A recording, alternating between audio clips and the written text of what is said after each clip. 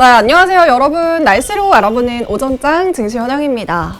느껴지실지 모르겠는데요. 지금 제가 굉장히 여기 목 부분이 굉장히 어색합니다. 잠을 잘못 잤는지 이쪽에 담이 와서 이렇게 고개를 돌릴 때마다 너무 찌릿찌릿한데요.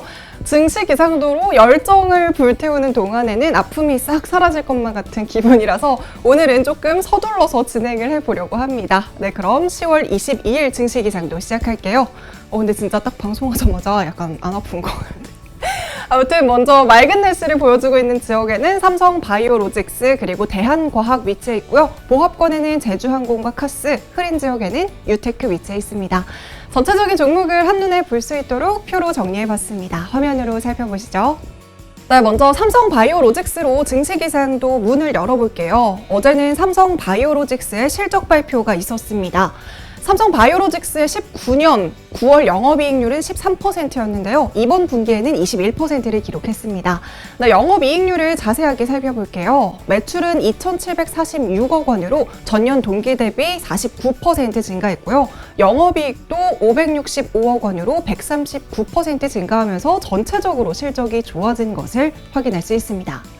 코로나19 대유행으로 이 수탁 생산 수요 확대가 실적으로 고스란히 이어졌습니다. 특히 1, 2, 3공장의 고른 생산량 증가로 인해서 이번 3분기만에 지난해 전체 실적을 넘어섰는데요. 공장 가동률이 상승하면서 원가율이 감소했기 때문입니다.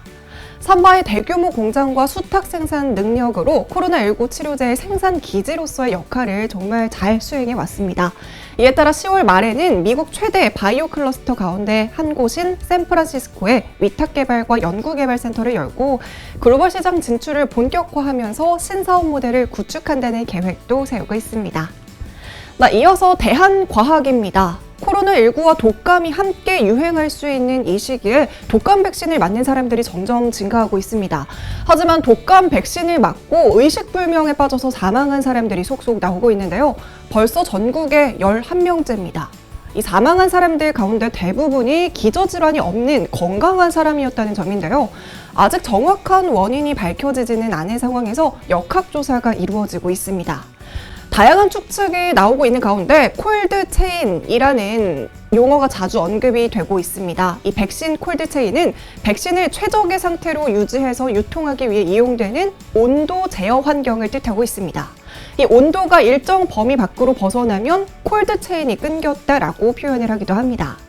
백신을 개발하는 것도 굉장히 중요하지만요. 이 백신을 어떻게 보관해야 하는지도 굉장히 중요한 요소입니다. 또한 백신이 부실하게 관리되고 있다는 이야기도 함께 나오면서 이 백신 냉동고에 대한 중요성이 커지고 있습니다.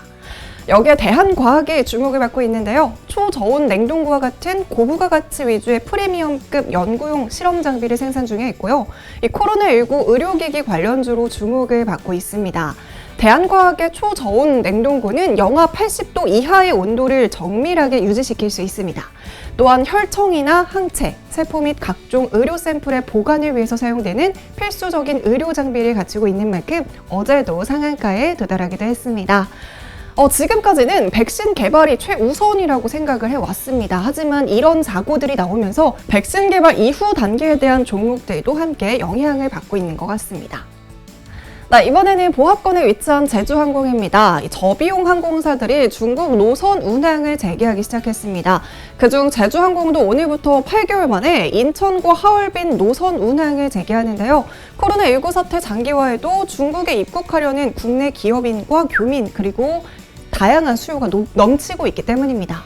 오늘 인천에서 하얼빈 운항은 제주항공의 유일한 중국 노선이었던 인천에서 웨이하이 노선에 이은 두 번째 중국 노선입니다. 에어서울도 어제부터 인천발 칭다오 노선 운항을 재개를 했고요. 에어부선도 25일부터 중국 노선 운항을 재개합니다.